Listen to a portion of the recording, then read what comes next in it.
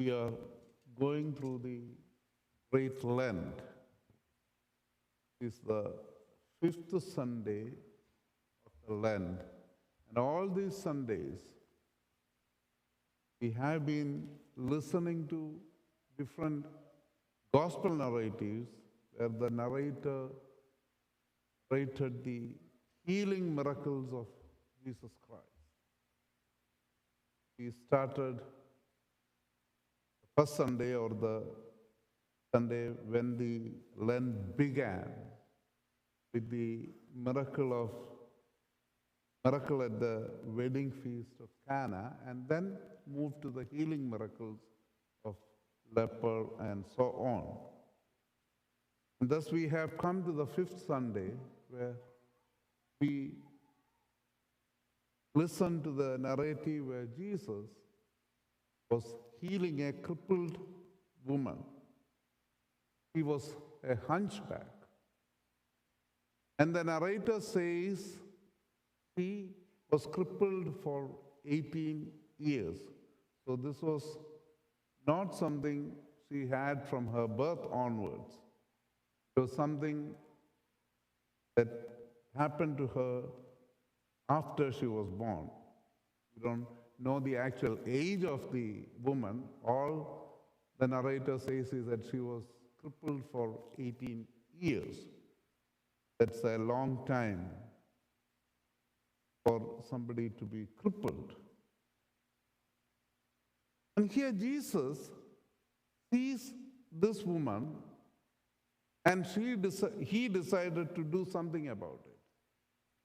Unlike the previous healing miracles, there was somebody who was seeking the healing.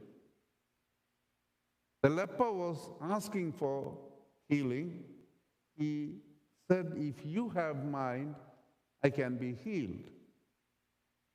And last week we saw the Canaanite woman perseverely going after Jesus and insisting, in spite of what we could call insults, by Jesus demanding to be healed, her daughter to be healed. But here, this woman, crippled for 18 years, we don't know whether she even wanted healing, but she was crippled, and we see Jesus having compassion on the crippled status and decided to change her condition. And like in many other situations, Jesus chose the wrong day to heal. And sometimes we wonder why Jesus did this. He could have easily said, "Woman, come tomorrow, I will heal you." And the woman would have been still happy. If she could wait 18 years, one more day is not going to make much difference to her. She would have been really grateful and joyful if Jesus told her, "Come tomorrow, I will heal you tomorrow." But once Jesus noticed, he did not want to wait. He calls her and says that you are liberated. You are freed from this condition you have been suffering for the past 18 years. Touched her, she was able to stand straight. We can go into different kinds of interpretation on these things, of what is being crippled. And like the Hutomo text says that she was symbolic of the human beings who are crippled with sin, and all those kind of things. I would rather keep it very simple and straightforward. Here we see a woman that was crippled and suffering for 18 years. And for Jesus, once he has noticed that suffering, he decided to change the situation and liberate her from her suffering. He did not worry whether it was a Sabbath, and what he was doing technically would have been a violation of the Mosaic law, but he decided anyway to go ahead and change it. And that sets in motion a dispute. I can imagine if it was one of our churches, what would have been the debate in the next Podiyogam. People asking, Achan, Anne undarnullo heal cheyan, തലേദിവസം ആകരുതോ പിറ്റേ ദിവസം ആകരുതോ 18 ദിവസം അവർക്ക് ഇരിക്കാമെങ്കിൽ അവർക്ക് അന്ന് തന്നെ എന്തിനാ? We could have gone into different kinds of things, as I mentioned earlier, and she also would not have minded that. And she might even think, oh my God, എന്നെ സുഖപ്പെടുത്താൻ വന്നുകൊണ്ടാണല്ലോ കർത്താവിന് ഈ പ്രശ്നമൊക്കെ ഉണ്ടായത്. So all these kind of things. But none of these deterred Jesus Christ. He was so focused. And then he challenges his critics. Yes, he is asking, what would you do to your animals? It's Sabbath, but you still feed your cows and ox and donkey and all your animals.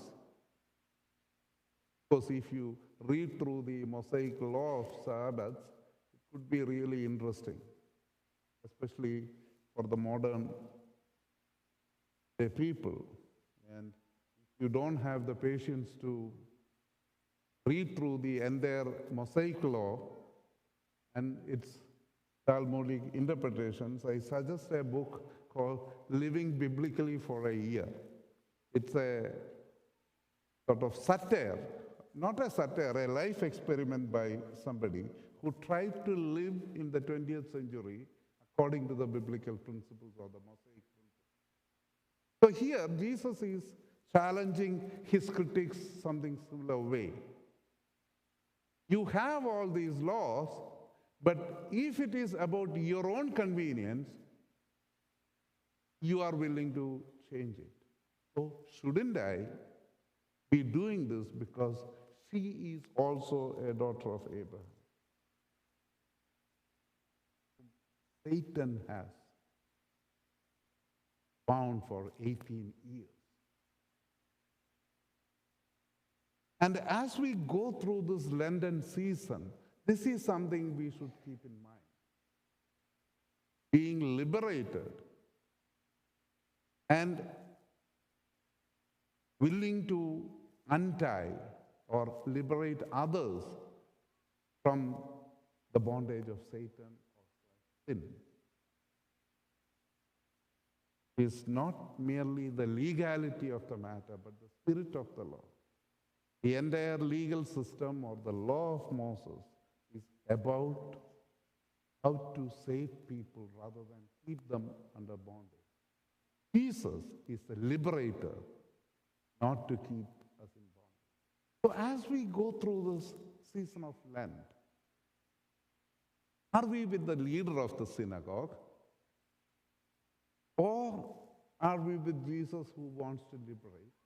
Or are we with the people who belong to a third group, who finds or interprets law according to their conveniences?